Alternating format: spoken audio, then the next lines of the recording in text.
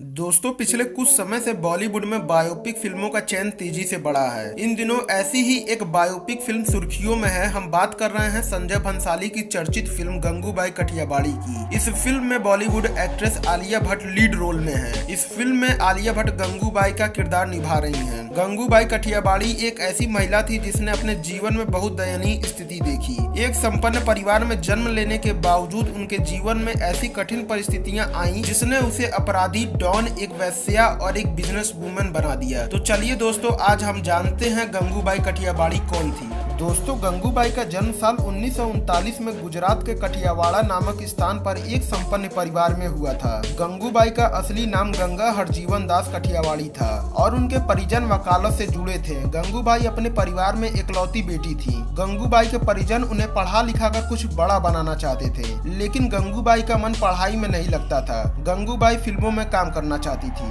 गंगूबाई के छोटे उम्र में ही अपने पिता के साथ काम करने वाले अकाउंटेंट रमणीक लाल से प्यार हो गया था। मात्र 16 साल की उम्र में गंगूबाई ने घर से भागकर रमणीक लाल से शादी कर ली। शादी करने के बाद गंगूबाई और रमणीक लाल मुंबई में आकर रहने लगे। थोड़े दिन साथ रहने के बाद रमणीक लाल ने गंगूबाई को एक कोठे वाली को 500 रुपए में बेच दिया। रमणीक लाल ने गंगूबाई से कहा कि मैं तुम्हारे लिए नया घर ढूंढने वाला हूँ, तब तक तुम मेरी मौसी के साथ रहो। गंगूबाई उसकी बातों में आकर उस महिला के साथ चली गईं, जो कि रमणीक लाल की मौसी नहीं बल्कि एक कोठे वाली थी। अपने साथ हुए धोखे के कारण गंगूबाई पूरी तरह से टूट चुकी थी। साथ ही उन्हें यह एहसास भी था कि अब उसे उसके परिवार वाले नहीं अपनाएंगे। ऐसे में गंगूबाई ने परिस्थितियों के साथ समझौता कर लिया और कोठे वाली बन गई। उस समय शौकत खान नाम का एक बदमाश हुआ करता था जो मशहूर डॉन करीम लाला के साथ काम करता था। उसने एक दिन गंगूबाई के साथ जबरदस्ती की, जिस कारण गंगूबाई को अस्पताल में भर्ती करवाना पड़ा। ठीक होने के बाद गंगूबाई ने जब शौकत के बारे में जानकारी निकाली तो पता चला कि वह करीम लाला के साथ काम करता है। इसके बाद गंगूबाई करीम लाला के पास पहुंची और शौकत की शिकायत की। इस पर करीम लाला ने शौकत को कड़ी सजा दी। इस पर गंगूबाई ने करीम लाला को राखी बांधकर अपना मुंह बोला भाई बना लिया। करीम लाला की बहन बनने के बाद गंगूबाई की पूरे इलाके में धाम जम गई। लोग गंगूबाई को डॉन के नाम से जानने लगे। लोग गंगूबाई से खौफ खाने लगे। आगे गंगूबाई मुंबई की सबसे बड़ी फीमेल डॉन में से एक बनी।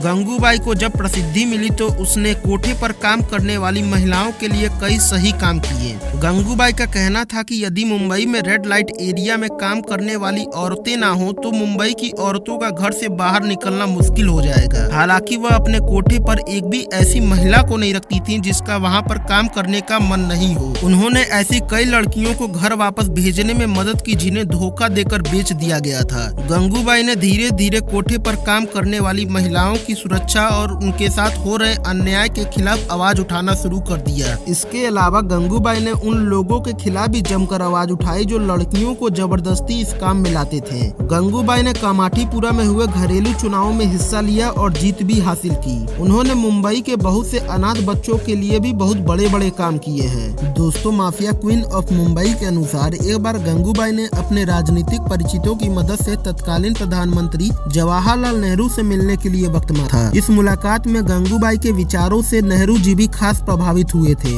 इस दौरान नेहरू जी ने गंगूबाई से पूछा कि वह इस धंधे में क्यों है, उन्हें अच्छी नौकरी और अच्छा पति भी मिल सकता है। इस पर गंगूबाई ने तुरंत नेहरू जी से कहा कि अगर आप मुझे पत्नी के रूप में स्वीकार करते हैं तो मैं तुरंत यह काम छोड़ दूंगी। गंगूबाई की यह बात सुनकर नेहरू जी भी चौंक गए थे और अपनी असहमति जताई थी। इसके बाद गंगूबाई ने उनसे कहा कि प्रधानमंत्री जी नाराज मत होइए, मैं सिर्फ अपनी बात साबित करना चाहती थी कि सलाह देना आसान है लेकिन उसे खुद अपनाना मुश्किल है। दोस्तों, गंगूबाई ने अपने जीवन में कोठे पर काम करने वाली महिलाओं के लिए बहुत काम किया है। यही कारण है कि जब गंगूबाई की मौत हुई थी तब इन महिलाओं ने अपने कमरों में गंगूबाई की तस्वीरें लगाई थी और उनकी मूर्तियां भी बनवाई गई थी। आज भी गंगू के फोटो कामाठीपुरा के कोठों की दीवारों पर लगे मिल जाते हैं। तो दोस्तों, कैसी लगी इन्फॉर्मेशन कमेंट में जरूर बताइएगा और अगर वीडियो अच्छी लगी हो तो वीडियो को लाइक, शेयर और चैनल को सब्सक्राइब कर दीजिएगा।